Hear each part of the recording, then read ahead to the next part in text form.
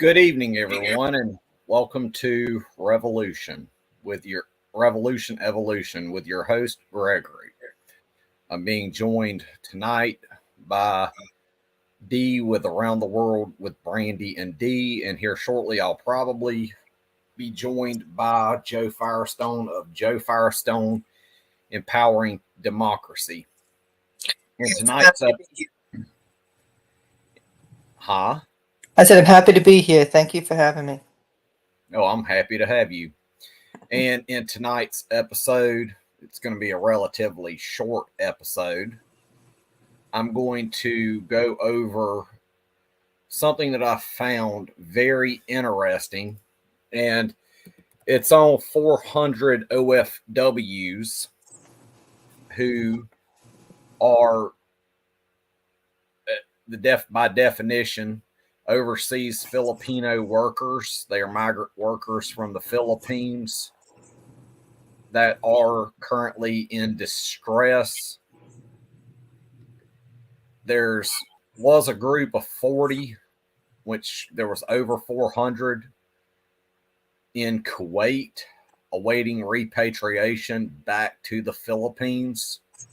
So that tonight's episode is going to be an around the world episode that does encapsulate the global South, an issue that even Fadl Kaboub has gone over numerous times and all that. But to kick off tonight's stream, I'm going to go over the 400 distressed Kuwait OFWs will be home by end of January. And according to this article, all of the more than 400 distressed OFWs, overseas Filipino workers, or OFWs in Kuwait are being eyed for repatriation by the end of January, according to the Department of Migrant Workers. In an online press briefing yesterday, DMW Undersecretary Hans Leo Kakdak said that they are looking to bring home all of the 421 distressed OFWs from the government-run Bahay Kalinga centers in Kuwait by the end of the month. The plan is to bring all of them home within the month of January, said Kakdak, adding that they intend to bring home 300 to 350 OFWs within the next 2 weeks. Realistically, we are aiming to repatriate 200 to 250 in the coming week, he said. Kakdak said the government will shoulder the expenses for the repatriation, which the departments that cover the repatriations are the Overseas Workers Welfare Administration, the Philippine Overseas Labor Office, and the Philippines Overseas Employment Agency. And I've seen firsthand what one of these housing units look like. It's the Public Authority of Manpower shelter there in Kuwait City. I've seen what the inside of it looks like in bits and pieces via video call that I had with a friend of mine that's from the Philippines who was one of these. This was like back in 2018, 2019 though. And in accordance to this article, it said some foreign placement agencies have also been expressed willingness to shoulder the repatriation costs, but we won't wait for them if they are dragging their feet. We will be stepping in and arrange for their immediate repatriation, says Kakdak. A DMW contingent led by Kakdak, which has been sent to Kuwait over the weekend to check alleged poor living conditions of distressed OFWs in the Philippine government facility. Overseas Workers Welfare Administration Chief Arnel Ignacio attributed the high number of OFWs in the facility to the holiday season.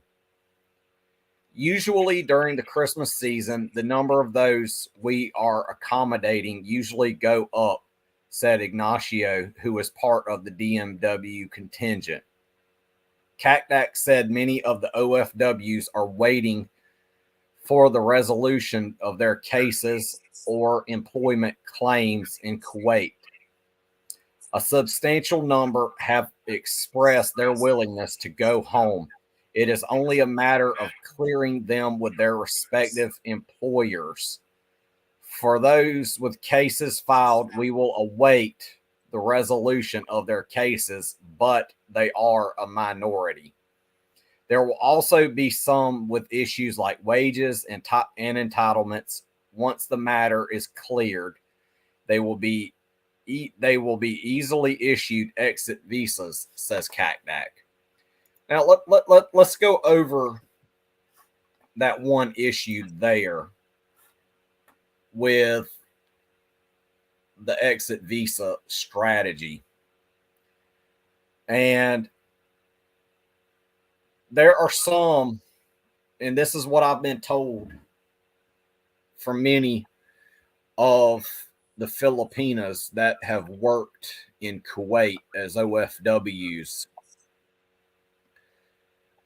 Their employers that, and this is what I've told them once I learned of this.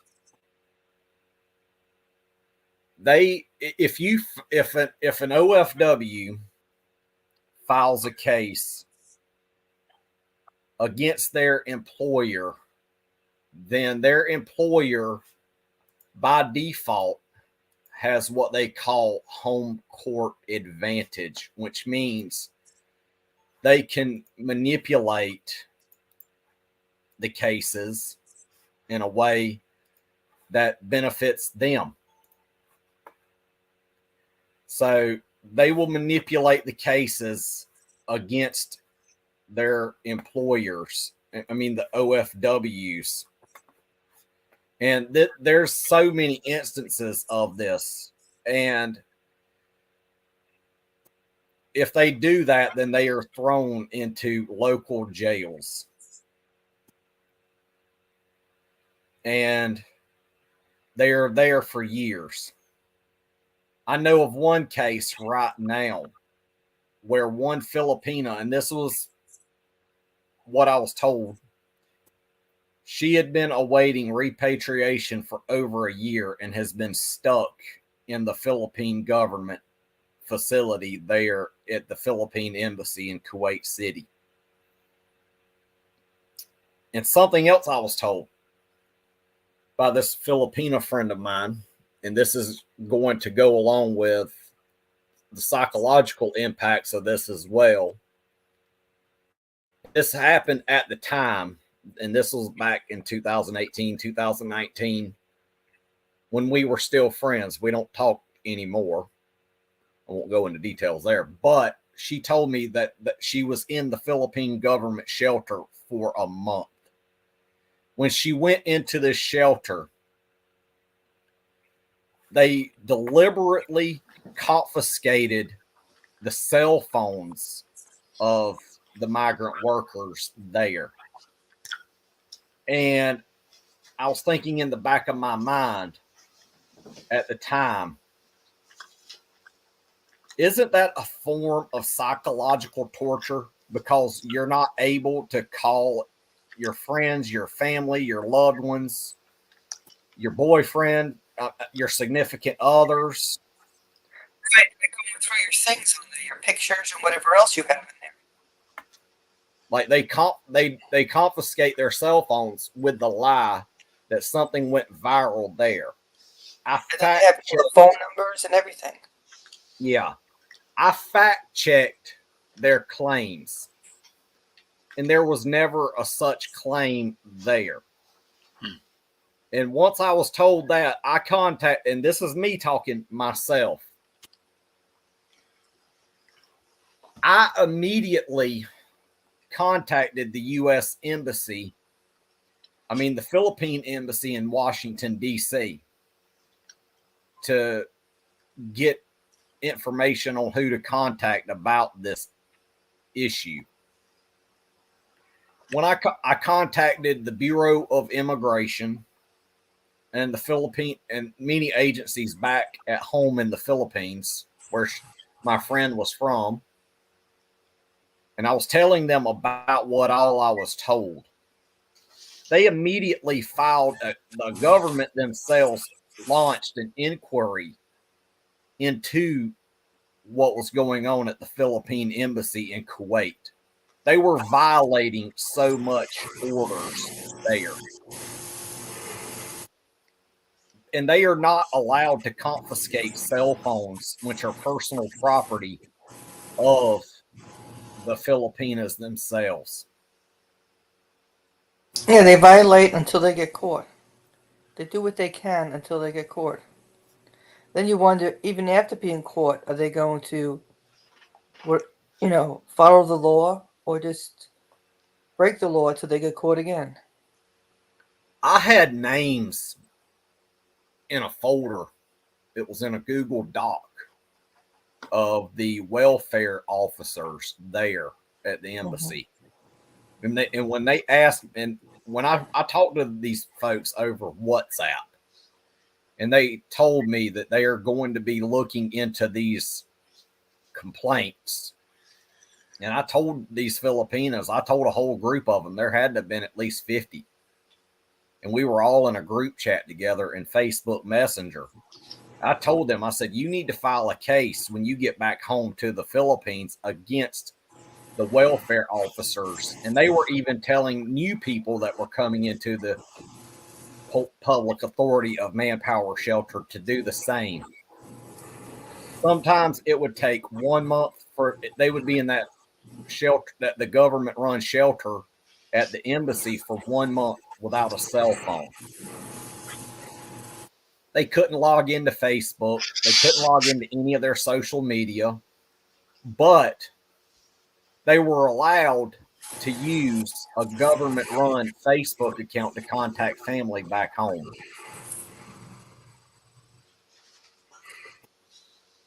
Hmm. They were alienating so many people who were significant others to these Filipinas. A lot of them felt violated. Yes, I would feel violated. And to my next article, get rid of that on my screen. And it's also another instance in this as well. And it is Overseas Welfare Workers Administration to distressed OFWs. We're here to listen to you. And this is from Manila, Philippines. A longing for the families and the homeland is just one of the anxieties confronting overseas Filipino workers, with which consequently affect their mental and emotional well-being. So when in distress or seeking someone they can talk to, wherever they may be, helplines are available for them, the Overseas Worker Welfare Administration said. AWA Administrator Hans Kochback said a helpline called Kamusta Kabayan, which means "How are you, my fellow countrymen" in Tagalog, is available for OFWs whether they are abroad or returning to the country. The 24/7 hotline, which is the number there, is available via Viber or WhatsApp. This was made for OFWs who have experienced extreme sadness amid their journey abroad or while they are sailing, Alwa said in the video launching the hotline in December. With the help of experts, OFWs who return to the Kamusta Kabayan helpline would be given free advice, assessment, and even medicines if these can be sent. And according to the feedback here, meanwhile, as part of the mandatory COVID 19 health protocols, returning OFWs are required to fulfill a 14-day quarantine in designated facilities. And many of these facilities are hotels which were rented out by the Philippine government as facilities to hold them there in Manila, in various parts around Manila. CACDAC said standee displays are placed at airports to inform returning OFWs about the helpline, as well as the Uyan Na program, a mobile application aimed at monitoring the well being of OFWs while on quarantine. OFWs, upon their return, are encouraged to log in here because they can signify their status while on quarantine, CACDAC told the Inquirer on Sunday. The app seeks their feedback on quarantine services such as food, Wi Fi, and the supervision of AWA house parents, amongst others. Every quarantine facility has an assigned house parent who creates a chat group where quarantined OFWs can bring up anything. The house parent would immediately come to their rooms if they need any help, CACDAC said. Personnel of the AWA and the Philippine Coast Guard will also conduct a briefing for the newly arrived OFWs at the quarantine facilities.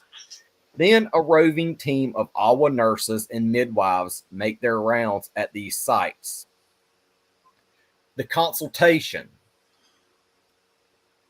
The nurses bring with them a tablet containing forms of which OFWs would fill out if they need a consultation. The AWA has partnered with the National Center for Mental Health in attending to OFWs who may not be able to handle their isolation well. Most of the time, NCMH would prescribe medicine. In fact, they would even advise to let them go home because that's what they could get the being reunited with their families, CACDAC said. He had added, my advice for our fellow OFWs is to turn our helpline so we can know their situation and worries. They can share anything there. On December 22nd, the AWA conducted a webinar for families of OFWs to promote mental health awareness, especially during the holidays.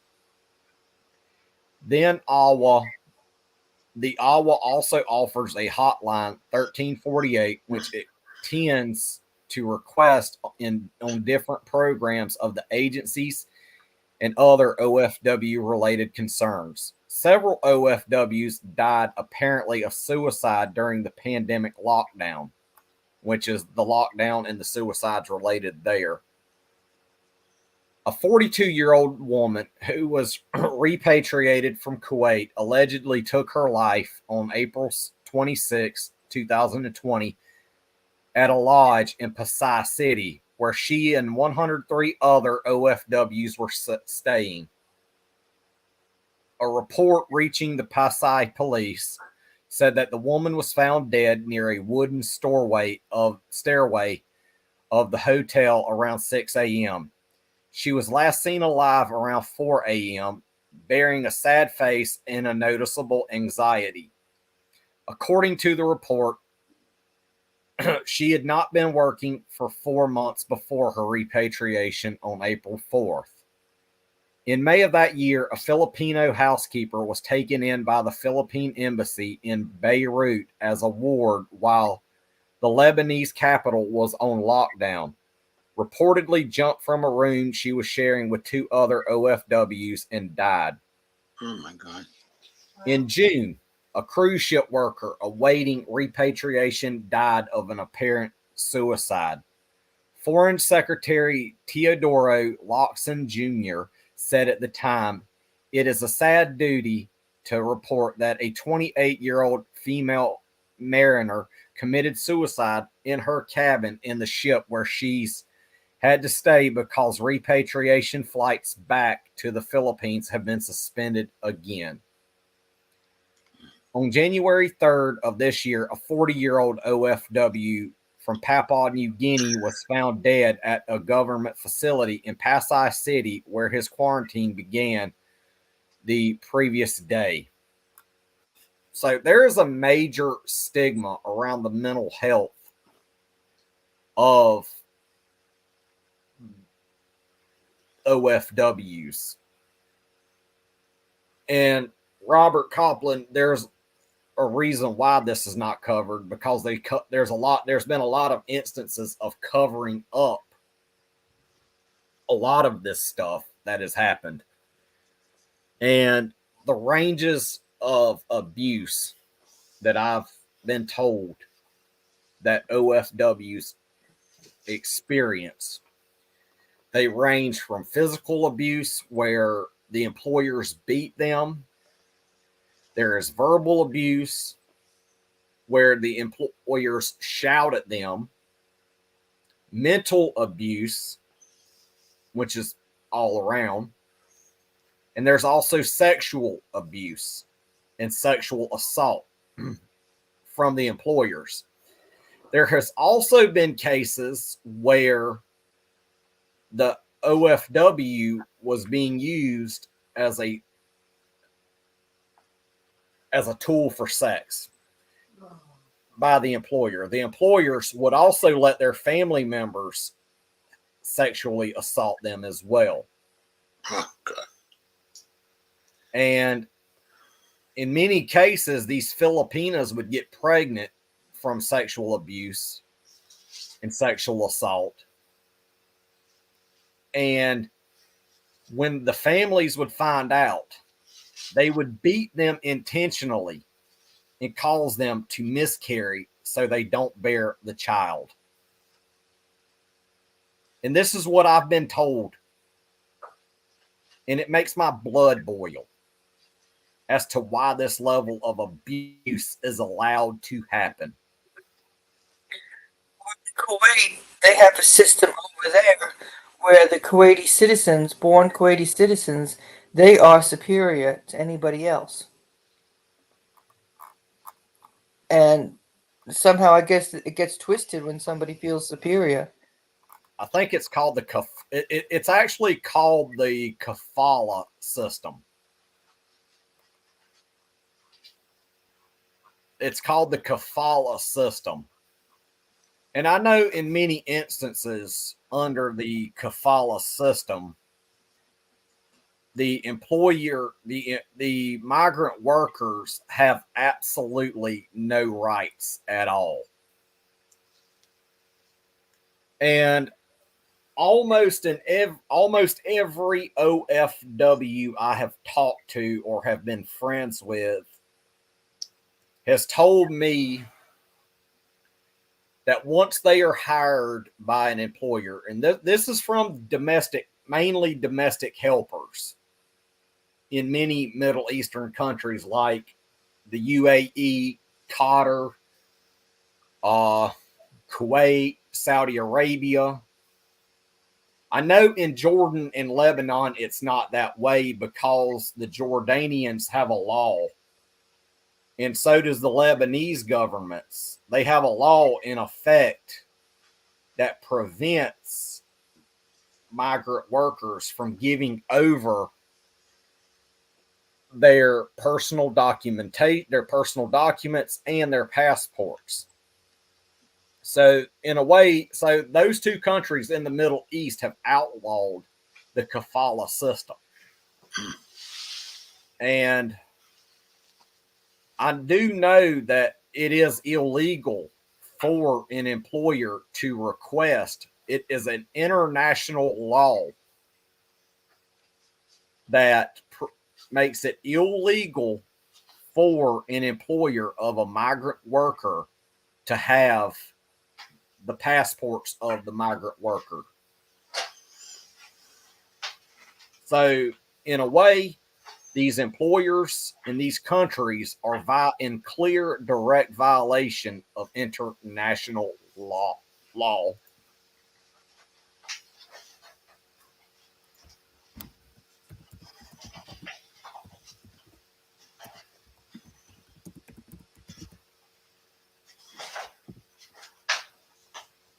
And the next article I'm going to read, it's going to be over the bigger safe haven needed for migrant workers. Now, this there's a little slightly longer.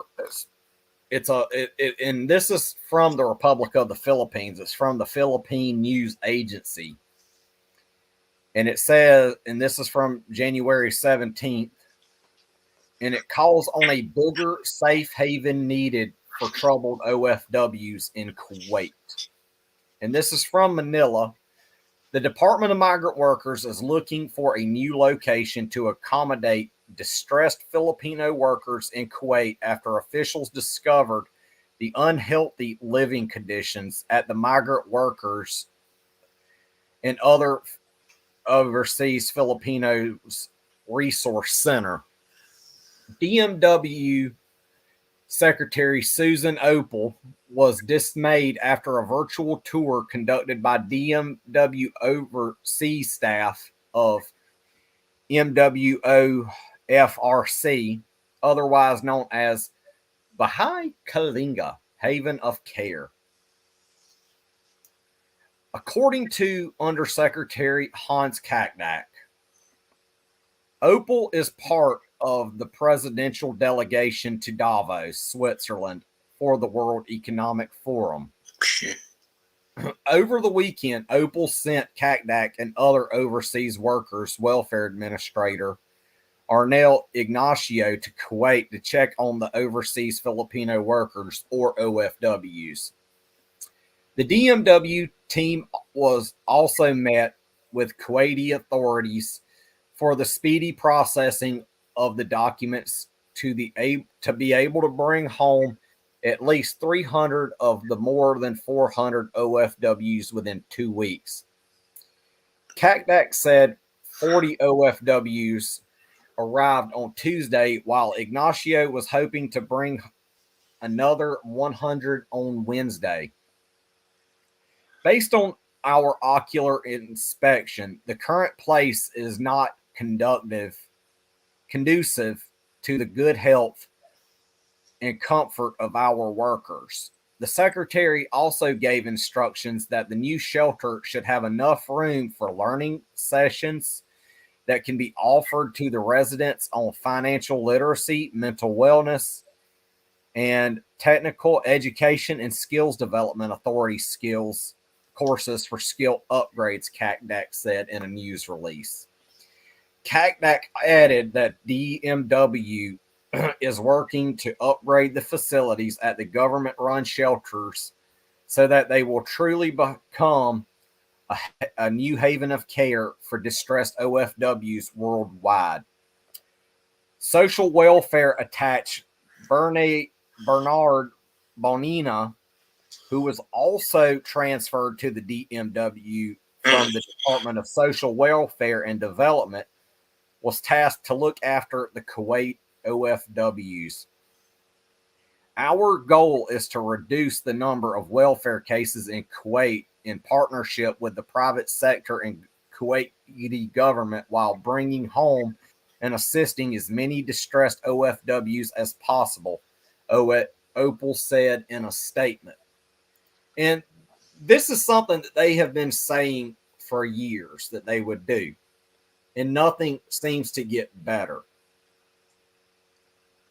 Just in 2018, there was a Filipina domestic helper who was murdered by her employer and stuffed in a freezer. And even that gained somewhat international outcry to the matter as well. And they also, in the shelter that I have seen the photos from, and it's the Public Authority of Manpower Shelter. And they do have a shelter there. And Al Jazeera has a really good article on this. And they actually went to this shelter. And I'll show you the article from Al Jazeera from when they did their initial inspection on this. And this here is the shelter. Kuwait open shelter for runaway maids. New government run shelter caters to housemaids fleeing hardship at the hands of their employer. This is the building I was telling y'all about right here. This is exactly what I was telling y'all about. And the shelter does have 500 beds and houses around 150 women from around the world. And during that time when I was on video calls, I've seen people from different nationalities, whether it's African, Indian, Sri Lankan, Indonesian. And this is a good article right here. And this is from Thessa Lajman, and this is in 2014.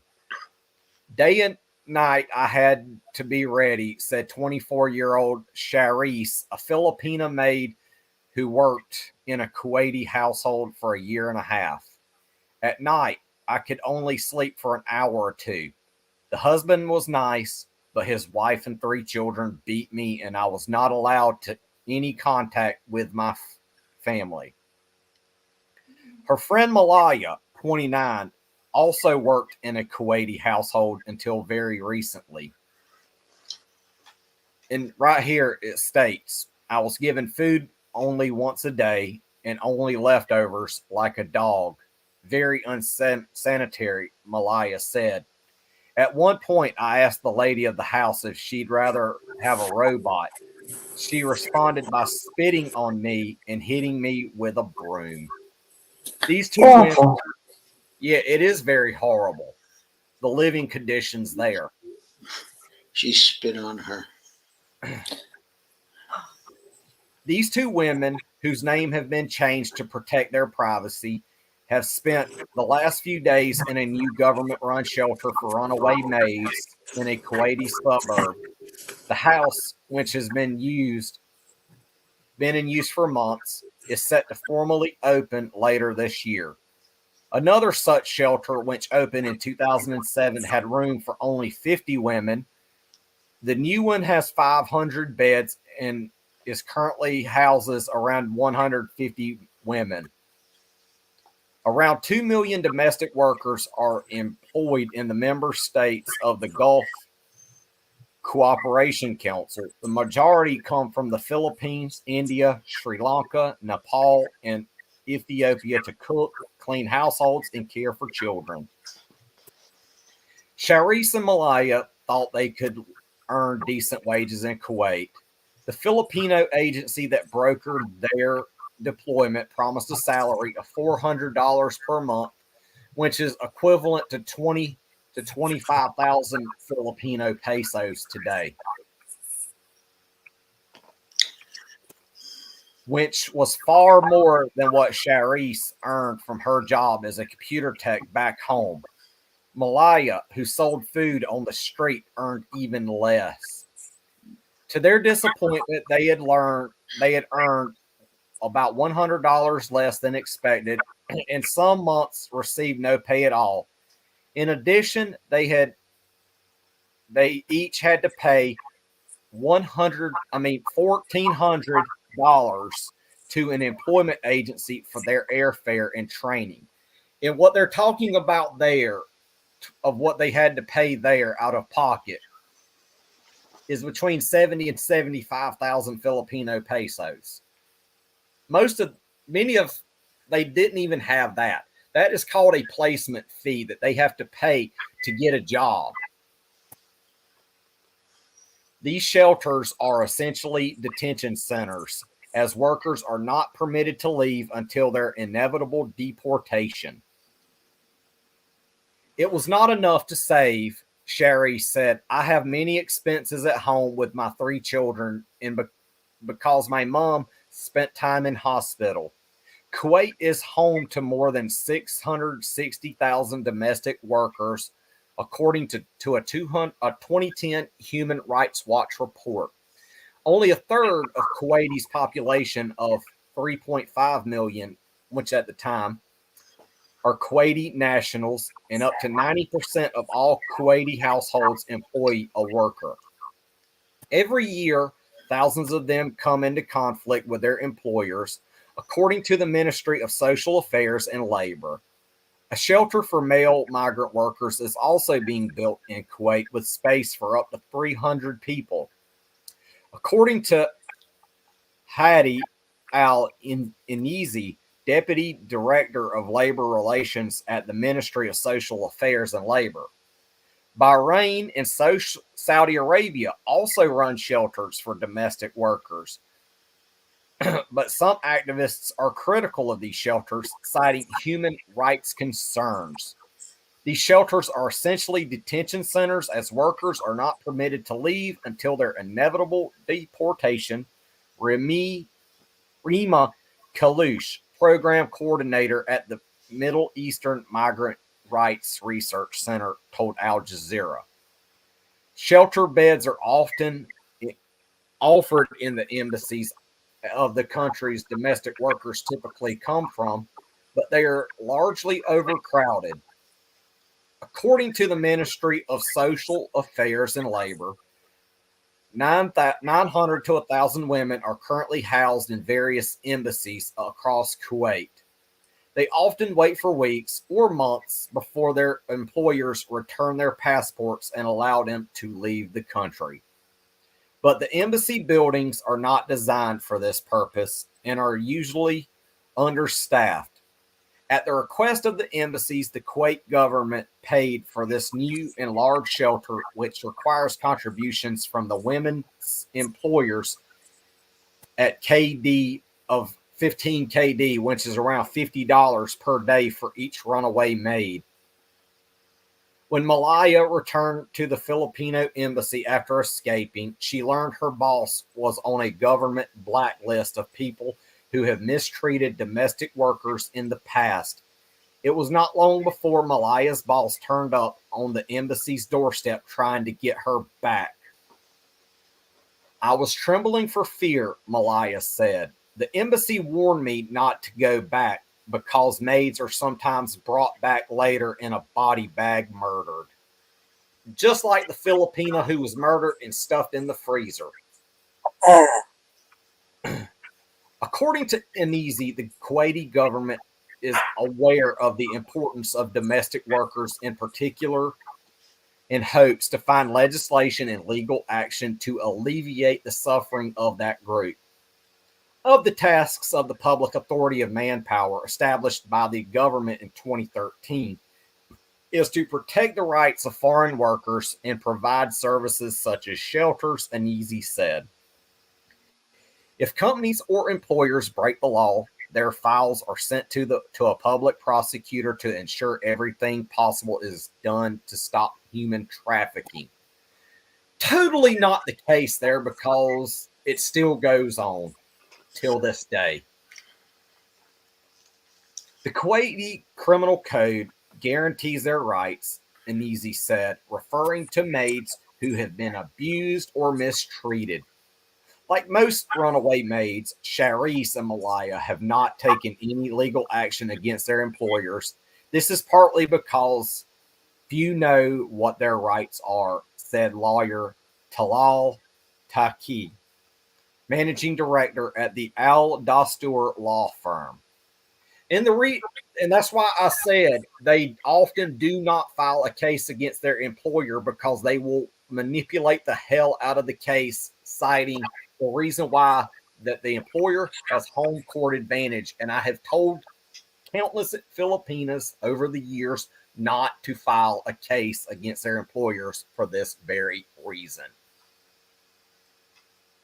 The government can't educate every worker on their rights. That's the responsibility of the workers' embassy in Kuwait.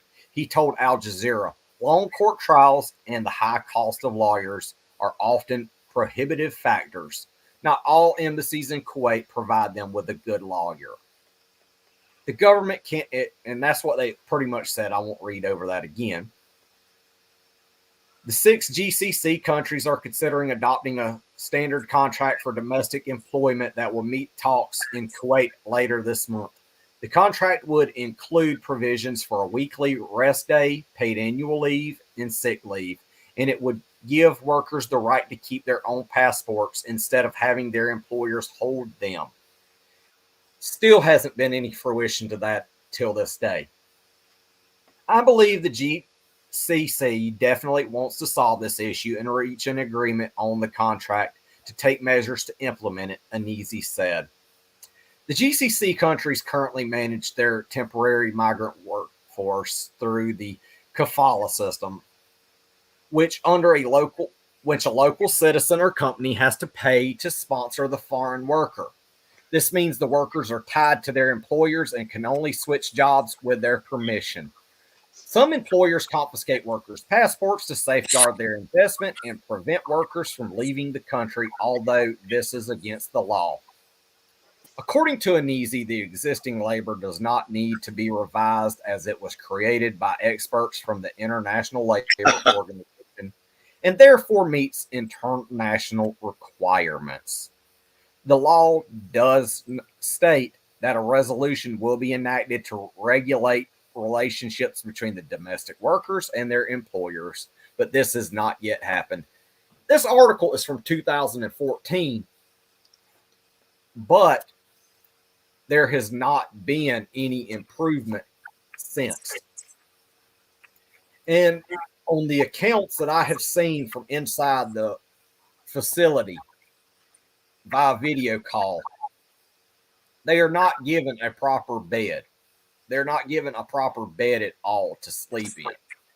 They are given a mat and it's put on the floor. The mats are on the floor of these buildings and they are sleeping in conditions worse than what's expected. They are expecting in the articles I have seen related to this, it shows that they are given a bed to sleep in. Totally not the case at all. Totally not the case. And according to the Kuwait Times, and I have an article right here pulled up, which highlights what the building looks like inside. And I said eventually I would cover this to expose the truth. This is what the building looked like inside, even when I was on video call with my Filipino friend at the time.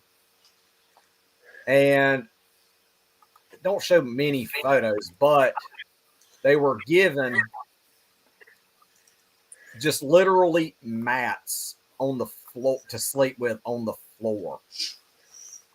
They were not given any proper beds to sleep on. And it's just crazy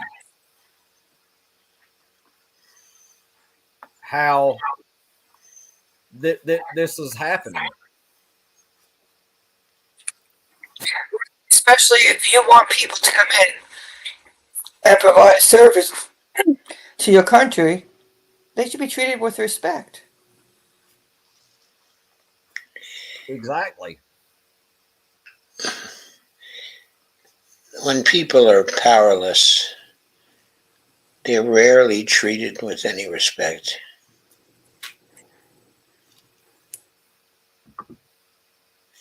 And that's the whole problem there. They don't have any power in that situation. They have to be empowered to be able to act independently, to go places.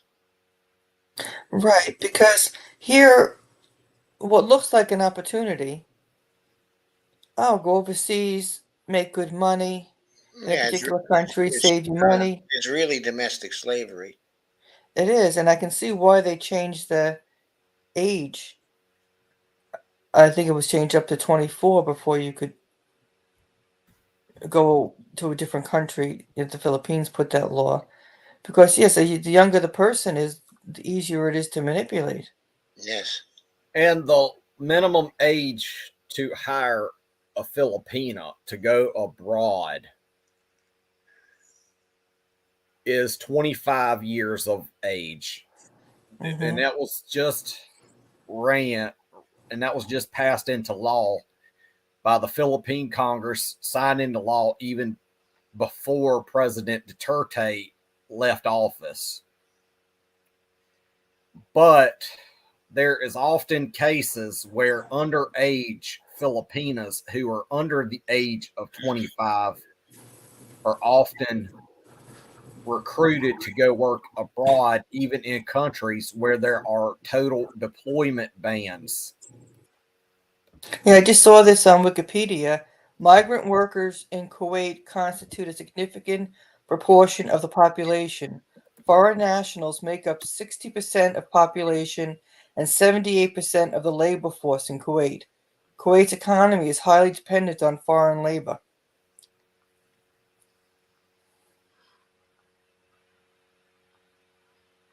And even like right before the conflict going on in Ukraine, the Philippine president at the time, President Duterte, sent soldiers into Ukraine to evacuate all of the OFWs, which were a small number, about 300 or 400, and got them out before any. Russia gave them plenty of time, all of the countries plenty of time to get their people out, which was a good thing. That there had been warning of this from Russia to these countries to get your people out or they will be killed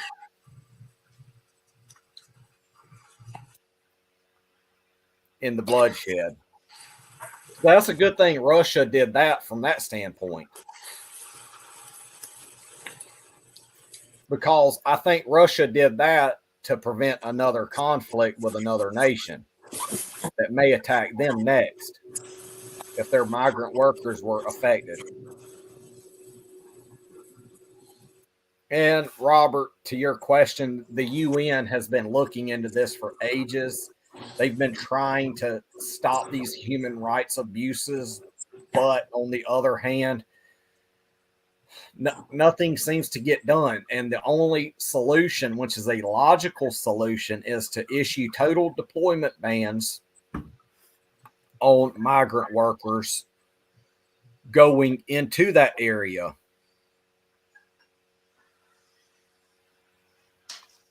And the latest deployment ban that I've seen right here, and I've got it pulled up on Wikipedia, is you see the list of total of deployment bans right there. That there was two placed deployment bans in 2018, which lasted from, it was a total deployment ban, which was from February 12th of 2018 to May 12th of 2018. Then a partial ban was instituted from the 12th of May to the 16th of May of 2018. And this was due to the 2018 Kuwaiti Philippine crisis, which had happened. And the cause of that, from what I said, was the discovery of a murder of a Joanna Demafelis, a Filipino migrant worker. And she was the one who was murdered, and her body was stuffed in a freezer. That's horrible. And I've got another article that I will share before we end tonight's episode.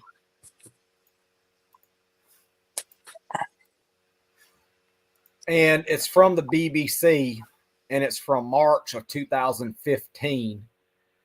The country training people to leave. And this is by Stephen Sakur from the BBC Philippines.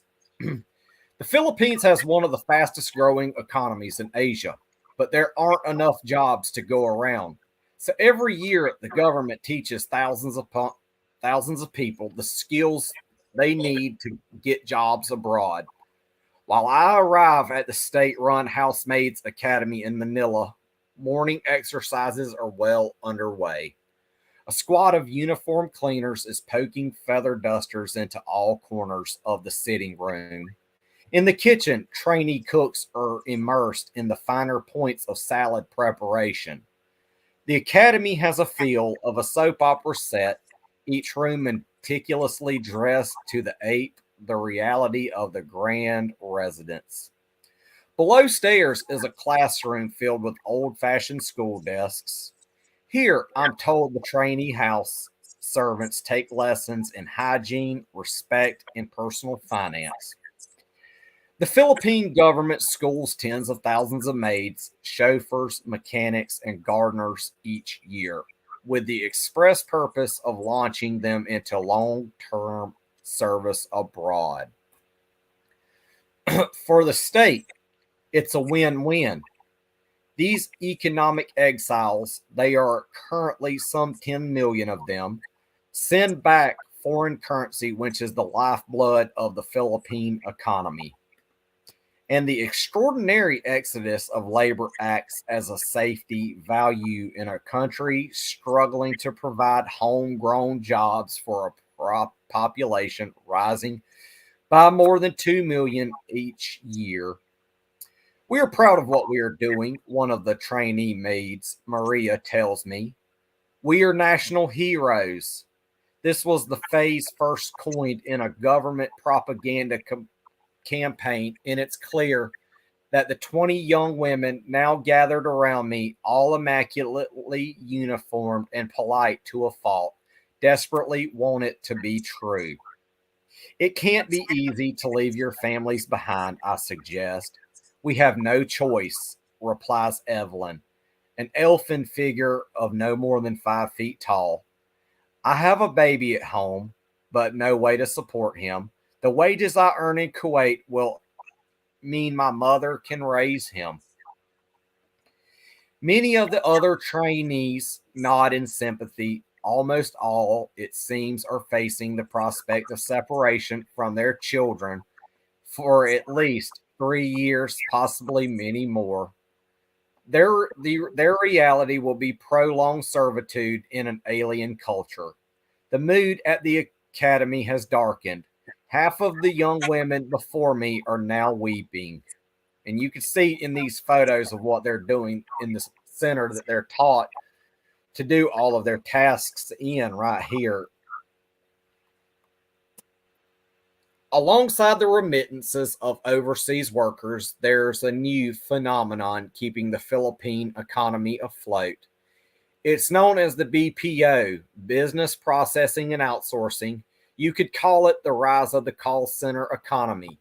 More and more Western companies have moved their low cost back office operations to the Philippines.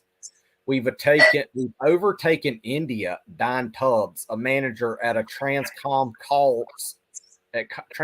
call centers, boasts as we survey her army of Filipino telephonists handling calls on behalf of a UK parcels company. It's midnight in Manila, 4 p.m. in London, and the phones are red hot, as they will be until dawn. British companies love us because of our English is not accented. The brightest graduates from our universities fight to get a job here. We've we only take the smartest kids, and after we finish training them, they even get your British sarcasm, says Tubbs. One third of the Filipino population is under 15 years old. The country may have found a unique niche in the global economy, but at current rates of economic growth, though impressive, will not sustain population growth projected to double from 100 to 200 million within 30 years, which is why Jane Judila may just hold the key to the Philippines' economic future. Jane isn't an entrepreneur nor a politician. She's a reproductive health worker who spends her days in some of Manila's most squalid slums. Thanks to a law pushed through by the government last year, she's now permitted to offer the poorest Filipinos free access to condoms, the contraceptive pill, even sterilization for women who want it. The Catholic Church, which commands the loyalty of 90% of Filipinos, fought the initiative tooth and nail, but the clerics lost. Judilla introduces me to Sherilyn Gonzalez, a way-faced woman of 30 with 10 children and another on the way. I ask Gonzalez why she's happy. I'll be happy when I've had the baby and can get sterilized, she says. My eldest has dropped out of school and we can barely afford to educate the others.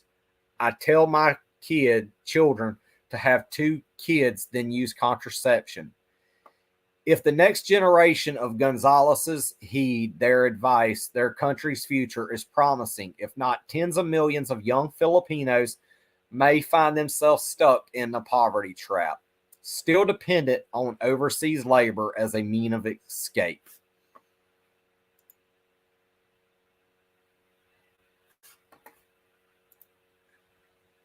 So that is the country that trains its people to leave. And the OFW was created as a means to be temporary. It was a short-term solution which turned long-term. And they see these migrant workers as a source of revenue, not a source of reform, according to other articles I have read on this issue. D, anything you'd like to add? I think you really did a good show in presenting the information because this is a huge issue. And like I said earlier, is that the opportunity comes to you to go overseas. It's never in your mind does it come to you that you're going to be experiencing all this abuse and all these things that could happen. And they shouldn't have to go through that. There should be some kind of screening process for the people who are, hiring the people. There should be something to say that, this person, well, they did know that one person that you mentioned was not good, but there should be some information out there that, that people aren't to be abused. They have found a loophole in getting around government blacklists. And the loophole that I'm fixing to share is they will use their family members' names to falsify documentation to get around the blacklist and get a migrant worker, even if they are on a government blacklist themselves. And this has been my view for many years. If you are on a government blacklist, then why isn't your family on the watch list? Exactly. In the Philippine government, I have called on them to even blacklist their family members and neighbors. Anybody within a 1 kilometer area. And according to a statistic I found, only 2% of distressed OFWs return back abroad. 98% do not. And that's an extremely high amount that do not want to go back. And I can't say that I blame them. And it really speaks to these countries that they're going to. And that's the reason why I felt I needed to do this show. And I'm going to do more on this to follow up. Like, I think tonight's Wednesday night, Friday night, I will look back at news articles I'll look by at least the weekend to doing another show on this, to do a follow-up on this, and also do a follow-up on the environmental stuff that happened at Davos. Yes, and I think this is so important because it's just not the Philippines. This occurs to people from all different countries. And if your broadcast reaches different people, and if you could save some lives or prevent other people from going there to some of these countries and experiencing abuse, then you've done a good job. You've helped somebody. Exactly, and that's why I'm going to continue doing these broadcasts to reach as many people globally as I possibly can. Yes, and that's good. That's a good thing. Dee, I'd like to thank you for joining me this evening. And since Joe had to leave, I'm also going to give him a thanks anyways. And don't forget to go over and follow Dee over at Around the World with Brandy and Dee. And go follow my good friend Joe Firestone at Joe Firestone Empowering Democracy. And don't forget to like, share, comment, and subscribe to Revolution Evolution, as we will continue doing more shows like this in the future, and hit that notification bell. And with that being said, good night, everyone. Yes, good night.